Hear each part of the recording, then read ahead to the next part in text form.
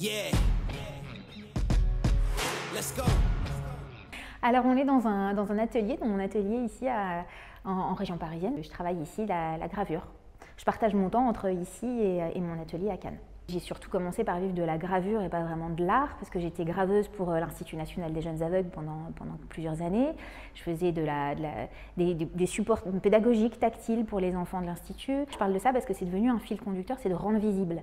Et c'est ce qui est devenu le sujet principal de mon travail, de rendre visible certaines situations, certaines mémoires de lieux, certaines émotions. Et c'est devenu comme ça, ça s'est construit dans le temps comme ça. Comment on en vit? Alors bon, par le biais d'expositions pendant lesquelles on peut vendre, par le biais de commandes privées, par le biais de commandes publiques.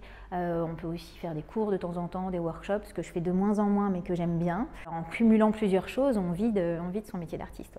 Je partage mon temps, c'est nécessaire en fait, parce que j'ai ici des opportunités et des rencontres que je ne pouvais pas forcément faire dans le Sud, mais je me nourris de tout ce que je vis dans le Sud et de tout ce que je suis dans le Sud, et ça s'est fait comme ça depuis plusieurs années et c'est parfait, quoi. Mon fil conducteur, c'est l'enfance, la construction de soi, donc ça m'a conduit à rencontrer des enfants qui vivent dans des situations très particulières qu'on a du mal à imaginer dans notre vie de tous les jours.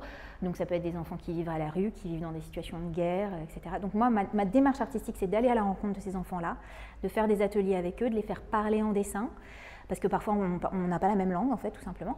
Et à partir de ça, je leur donne la parole à travers mon travail. Donc moi je me considère un peu comme un vecteur juste de leur parole. C'est la raison pour laquelle il y a énormément d'enfants dans ce que je produis. Et puis la nature, ça c'est aussi une façon de s'exprimer, de parler de soi et du lien au vivant, ça c'est une évidence en fait. Je viens du milieu du livre, de l'illustration. Donc j'ai fait un diplôme de gravure là-bas, et puis après d'illustration médicale et scientifique, c'est peut-être pour ça qu'il y a beaucoup de nature et d'éléments voilà, presque scientifiques dans mes dessins. Donc oui, j'aime bien raconter et expliquer par l'image, c'est ce que ça m'a donné comme goût.